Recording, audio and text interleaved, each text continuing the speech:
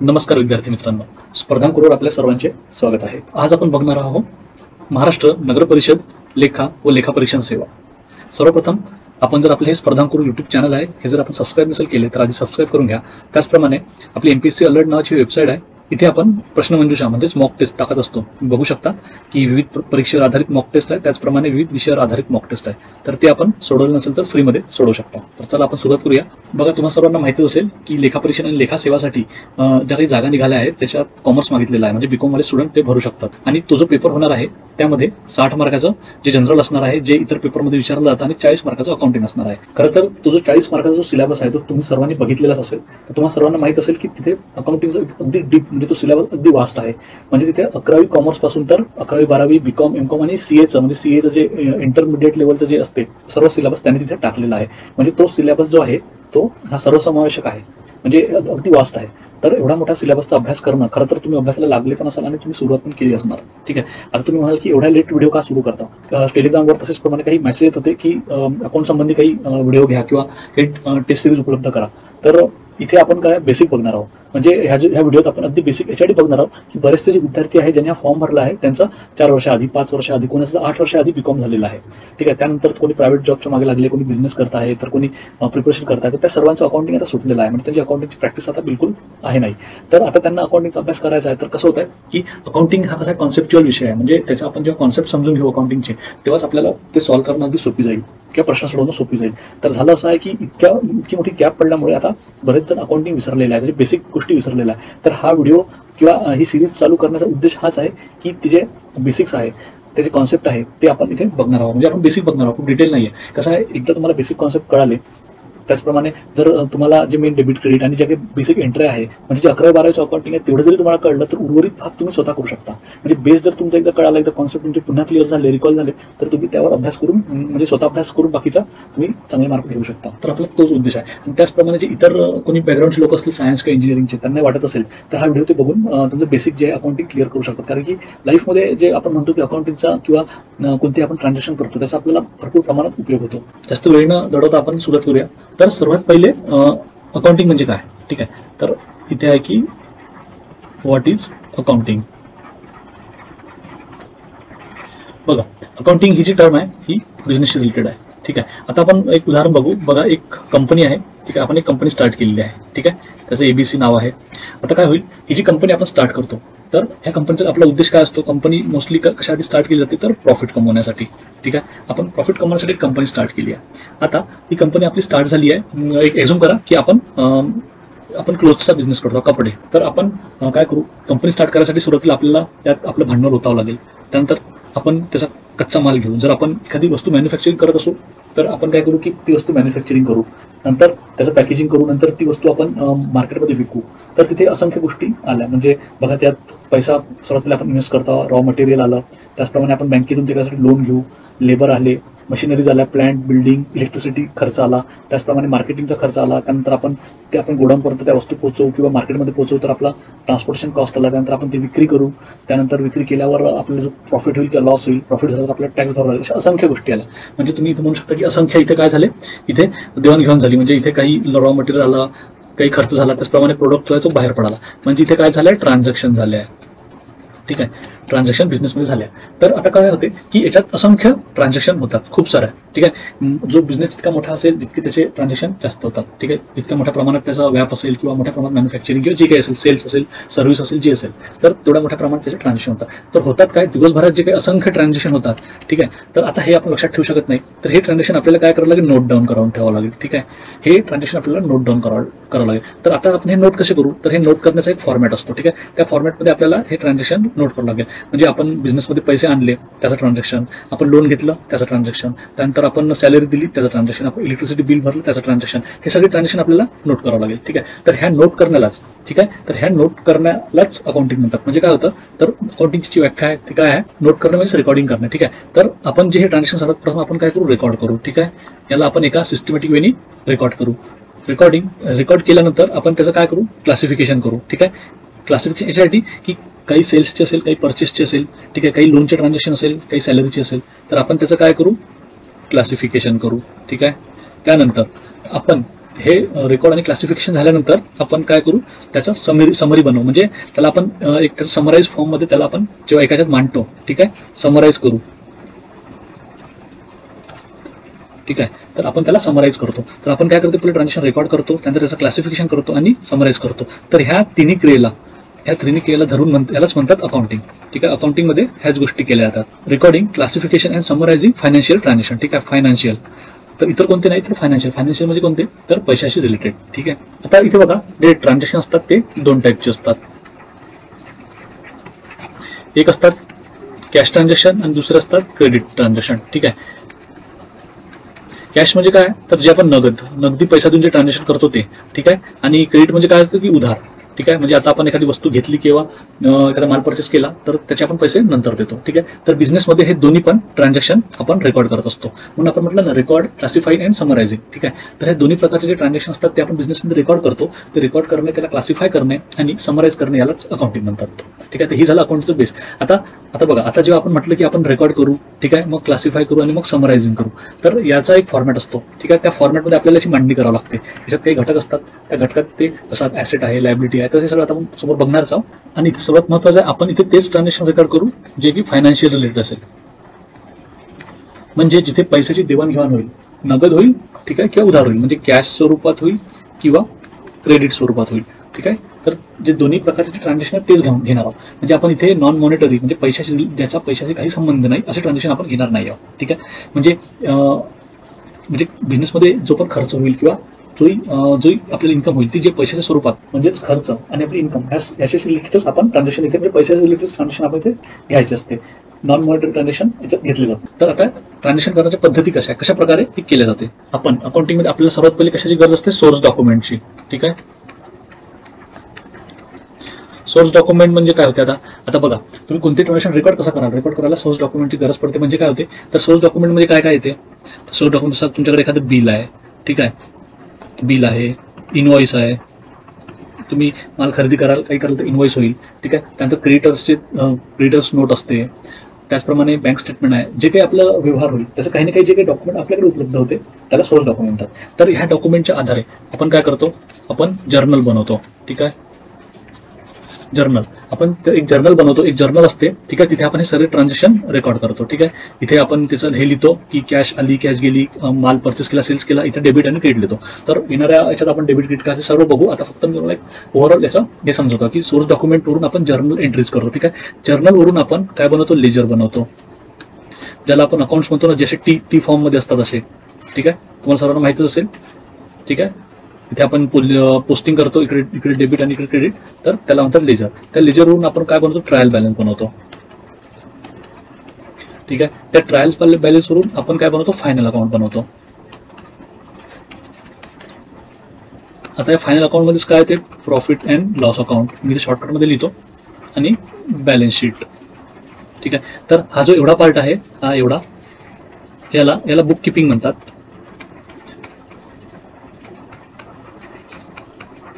आणि याला म्हणतात फायनल अकाउंट. हे बुक किपिंगचं जे काम आहे, हे कोणताही अकाउंटंट किंवा जो ज्युनियर अकाउंटंट असतो त्या लेवलचं हे काम असते, अकाउंटिंग लेवलचं. आणि फायनल अकाउंट म्हणजे profit and loss account, balance sheet किंवा कॅश फ्लो स्टेटमेंट सुद्धा हे देते, कॅश फ्लो स्टेटमेंट. तर हे सर्व आहे, हे अकाउंटिंगचं म्हणजे मॅनेजरियल अकाउंटिंग मोठ्या लेवलचं काम आहे, ठीक आहे. तर आता बघा, सोर्स डॉक्युमेंट म्हणजे आपण बघितलं की बिल, इनवॉइस असेल किंवा बँकचे स्टेटमेंट जे काय असेल, तिथून आपण काय करतो, जनरल एंट्रीज करतो, ठीक आहे. त्या जनरल एंट्रीजच्या आधारे आपण लेजर पोस्टिंग करतो. आता जनरल एंट्रीज ज्या आहेत त्या एक अशा एंट्री स्वरूपात असतात, ठीक आहे. अशा एंट्री होते, मग इकडे डेबिट, इकडे क्रेडिट. त्यानंतर त्याचं आपण जे अकाउंटिंगमध्ये प्रॉपर वेनी पोस्टिंग करतो. आता हे पोस्टिंग झाल्यावर आपल्याला एक समरी बनवायची असते, म्हणजे म्हणजे कोणत्या अकाउंटला डेबिट बॅलन्स आहे, कोणता क्रेडिट बॅलन्स आहे, हे सगळं आपल्याला बघायचं असतं. म्हणून आपण त्यासाठी ट्रायल बॅलन्स बनवतो. आणि ट्रायल बॅलन्स शेवटी फायनल अकाउंट, जसं नावच फायनल अकाउंट आहे, म्हणजे जे शेवटला जे आहे ते आहे प्रॉफिट अँड लॉस अकाउंट. किंवा मग जसं आता जिथे प्रॉफिटवाली कंपनी म्हणजे प्रायव्हेट लिमिटेड असेल तर आपण प्रॉफिट अँड लॉस अकाउंट आणि बॅलन्स शीट बनवतो.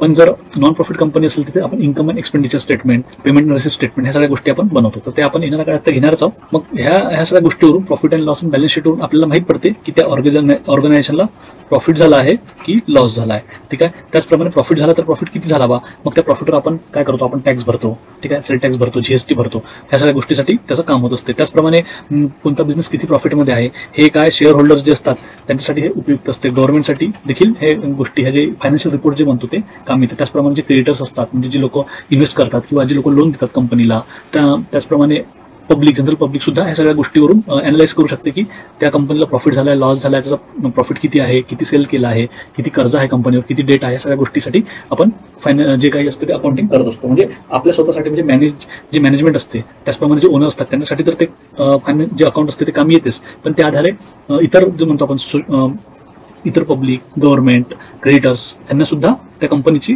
एक म्हणजे कंपनीचा एक व्ह्यू मिळतो की ती कंपनी कशी आहे. त्यानंतर आपण बघू एलिमेंट्स ऑफ अकाउंटिंग. ठीक आहे, कोणते एलिमेंट्स असतात बघा. तसे तर अकाउंटिंगचे 6 एलिमेंट आहे. ठीक आहे, महत्त्वाचे, कारण की अकाउंटिंग ट्रान्झॅक्शन जे होतात ह्या 6 कॅटेगरीमध्ये होतात, म्हणजे आपण त्याला 6 याच्यातच डिवाइड करू शकतो. तर सगळ्यात पहिले आहे ॲसेट, नंतर आहे ड्रॉइंग, नंतर आहे एक्सपेन्सेस, नंतर आहे लायबिलिटी, नंतर आहे इक्विटी, नंतर आहे इन्कम, त्यालाच आपण रेव्हेन्यू सुद्धा म्हणू शकतो. तर बघा, अकाउंटिंगचे 6 महत्त्वाचे एलिमेंट्स आहे आणि हे जर तुम्हाला एकदा कळलं तर तुम्हाला पूर्ण अकाउंटिंग कळून जाईल. बघा, आता ॲसेट काय होते तुम्हाला सर्वांनाच माहीत असेल की कंपनीची एक ॲसेट असते. आता कोणतीही कंपनी, ठीक आहे, आता जी एखादी कंपनी आपण स्टार्ट करतो, ठीक आहे, तर त्या कंपनीचा आपण काय करतो, त्यात आपण पैसा ओततो आणि मग त्याची जसं आपण कंपनीसाठी बिल्डिंग बनवतो किंवा लँड किंवा मशिनरीज ह्या सगळ्या गोष्टी आपण घेतो, आपण इन्व्हेस्ट करतो आणि मग तिथून आपण प्रोडक्शन चालू करतो किंवा सेलिंग चालू करतो किंवा एखादी सर्व्हिस सुरू करतो. तर ती काय असते, याची ॲसेट असते. आपण एखादी बिल्डिंग घेतली किंवा आपण एखादा वर्कशॉप घेतलाय किंवा आपण एखादी लँड खरेदी केली तिथे आपण काही आपला गोडाऊन वगैरे बनवला आहे, तर ते सर्व काय असते, बिझनेसची ॲसेट असते. ठीक आहे, त्याला इकॉनॉमिक व्हॅल्यू असते, फ्युचर इकॉनॉमिक व्हॅल्यू असते. म्हणजे ती आपण ॲसेट जी असते त्याच्या सहाय्याने आपण आपल्या प्रोडक्शन मध्ये किंवा त्या गोष्टीसाठी आपल्याला मदत होत असते. ठीक आहे, ती आपली ॲसेट असते. हे सगळं आपण डिटेलमध्ये बघूच, ठीक आहे, समोर. तर आता फक्त एक ओव्हरलुक तुम्ही समजून घ्या. ड्रॉइंग, दुसरा आहे ड्रॉइंग. ड्रॉइंग काय होते की जो बिझनेसचा ओनर असतो, ठीक आहे, बिझनेसचा ओनर हा काय करतो, बिझनेसमध्ये हा पैसा आणत असतो. ठीक आहे, पैसा, त्यालाच आपण कॅपिटल म्हणतो, ते आपण बघणार आहोत समोर. ठीक आहे, तर हा पैसा आणत असतो. आता काय करतो, समज यांनी बिझनेसमध्ये 1 लाख रुपये आणले, ठीक आहे, 1 लाख रुपये आणले आणि बिझनेस सुरू केला. पण जर कालांतराने याला काही कशाची गरज पडली, काही पैशाची, आणि काय केले यांनी, याच्यातून 10,000 रुपये काढले स्वतःच्या पर्सनल खर्चासाठी, 10,000 रुपये विड्रॉ केले यांनी. ठीक आहे, विड्रॉ केले. ठीक आहे, तर हे जे 10,000 रुपये आहे त्याला आपण ड्रॉइंग म्हणतो. म्हणजे बिझनेसच्या ओनरने स्वतःच्या पर्सनल खर्चासाठी जर पैसे काढलेले असेल, जे काही इन्व्हेस्ट केलेले पैसे त्यातून जे काढले त्याला आपण ड्रॉइंग म्हणतो. ठीक आहे, आणि त्यानंतर एक्सपेन्सेस म्हणजे नावातच आहे, तुम्हाला कळलं असेल की जो काही खर्च आहे बिझनेस चालवण्यासाठी, जो खर्च येतो त्याला एक्सपेन्सेस म्हटलं जाते. खर्च काय येतो तर मॅन्युफॅक्चरिंग कॉस्ट असेल, ठीक आहे, त्यानंतर इलेक्ट्रिसिटी चार्जेस असेल, लेबर कॉस्ट असेल, सॅलरी असेल, ह्या सगळं खर्चामध्ये येतो. त्यानंतर आहे लायबिलिटी. जसं कंपनीची संपत्ती असते तशी कंपनीची देयता पण असते. म्हणजे कंपनी जे आपण स्टार्ट करतो तर आपण कंपनीच्यासाठी जे काही आपण अशा गोष्टी जे आपण कंपनीत आणतो किंवा घेतो की कालांतराने ते आपल्याला परत करायचे असतात, ते आपल्या नसतात, त्या गोष्टी आपल्या नसतात. जशी देयता म्हणजे जशी लायबिलिटी कोणी दुसऱ्याला असते, दुसऱ्यांना ती परत करावं लागते, त्याला लायबिलिटी म्हणतात. जसं की लोन, सर्वात मोठी लायबिलिटी काय असते आपली, लोन. आपण लोन घेतो, ते लोन आपल्याला वापस फेडावं लागते. त्याचप्रमाणे क्रेडिटर्स, म्हणजे आपण उधारीवर जर माल घेतला असेल, ठीक आहे, तर तो माल घेतल्यावर तो पैसा आपल्याला क्रेडिटर्सला द्यावा लागतो. ही आपली खूप मोठी लायबिलिटी असते. त्यानंतर असते इक्विटी, त्यालाच आपण काय म्हणतो, कॅपिटल सुद्धा म्हणतो. आता बघा, मी मगाशी सांगितलं की जर एखाद्या ओनरने बिझनेसमध्ये 1 लाख रुपये आणले, म्हणजे 1 लाख रुपये उचले आणि त्याने बिझनेस सुरू केला, तर हे काय होते, हे 1 लाख रुपये काय, हे कॅपिटल आहे. ठीक आहे, म्हणजे त्यांनी स्वतःचा जो काही पर्सनल जो पैसा आहे तो बिझनेसमध्ये लावला आणि बिझनेस सुरू केला, तर जो पैसा त्यांनी बिझनेसमध्ये लावलेला आहे त्याला कॅपिटल म्हणतात. आणि त्या कॅपिटलमधून त्यांनी जी रक्कम स्वतःच्या खर्चासाठी काढलेली आहे त्याला ड्रॉइंग म्हणतात. ठीक आहे, म्हणजे तुम्हाला लक्षात आलं असेल की इथे काय 1 लाख कॅपिटल आहे, त्यांनी जो इन्व्हेस्ट केला त्यातून आपण उदाहरण घेतलं, ते 10,000 त्यांनी काढले, विड्रॉ केले स्वतःच्या पर्सनल खर्चासाठी, तर याला आपण ड्रॉइंग म्हणू. हे आपण आता बघितलंच. त्यानंतरचं आहे रेव्हेन्यू किंवा इन्कम. आता बघा, आपण जी काही सर्व्हिस देतो किंवा जो काही आपण प्रोडक्ट बनवतो तो आपण मार्केटमध्ये विकू. ठीक आहे, तर मार्केटमध्ये विकल्यावर आपल्याला जो काही येईल, जो काही इन्कम होईल त्याला आपण रेव्हेन्यू म्हणतो. म्हणजे आपण एखादी सर्व्हिस देतो, जसे आपण कपडे मॅन्युफॅक्चरिंग करून विकू, 100 रुपयाचा शर्ट आपण 150ला विकू, तर 50 रुपये जे काही होईल ते सगळं आपलं इन्कम होईल. मग त्या इन्कममधून आपण मग त्यात जे असते ते प्रॉफिट असेल किंवा जे काही असेल, नेट प्रॉफिट, ग्रॉस प्रॉफिट असेल, मग त्यातून टॅक्स वगैरे जाईल, तर नंतरचा भाग झाला. पण इन्कम म्हणजे 6 ते काही एलिमेंट्स आहे. कोणते आहे, asset, drawing, expenses, liability, equity, income, revenue. तर ह्या 6 गोष्टी असते. म्हणजे सगळे अकाउंटिंग ह्या 6 गोष्टीच डिपेंड आहे.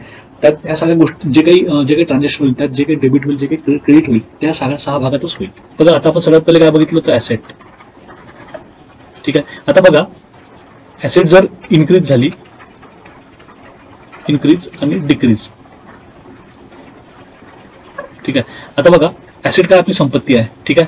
ॲसेट जर इन्क्रीज झाली तर आपण काय करतो, ॲसेट डेबिट करतो, ठीक आहे. आणि जर डिक्रीज झाली तर क्रेडिट करतो. आता बघा हे का करतो, आता बघा कसं असते अकाउंटिंगमध्ये डेबिट आणि क्रेडिट, ठीक आहे, हे दोन गोष्टी असतात,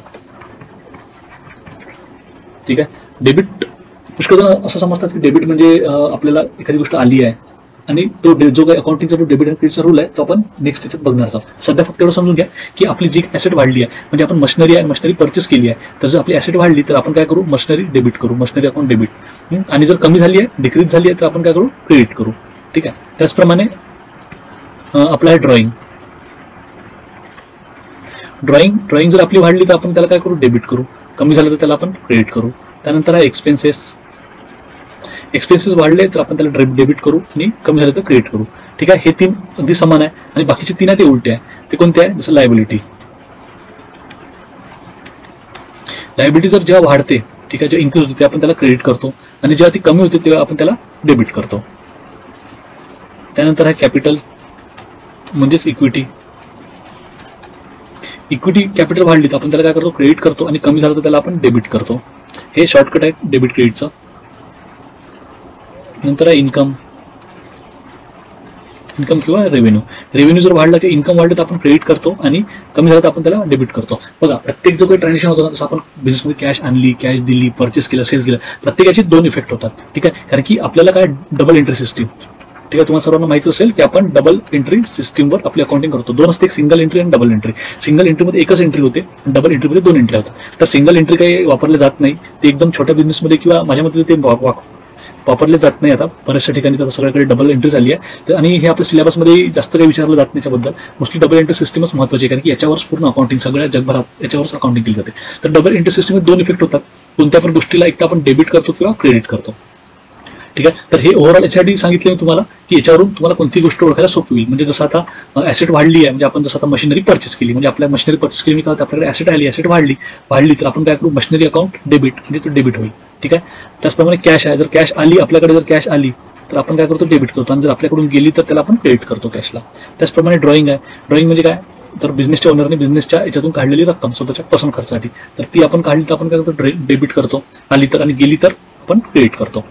त्याचप्रमाणे खर्च आहे. खर्च हा नेहमी जो काही खर्च आपल्या बिझनेससाठी होणारा जो खर्च आहे तो डेबिट करायचा असतो, आणि कमी झाला आपला खर्च तर कमी होत नाही, पण एखादी गोष्ट आपण परत बिझनेसमध्ये टाकली किंवा हे केली तर कमी केलं तर ते आपल्याला क्रेडिट करायचं असते.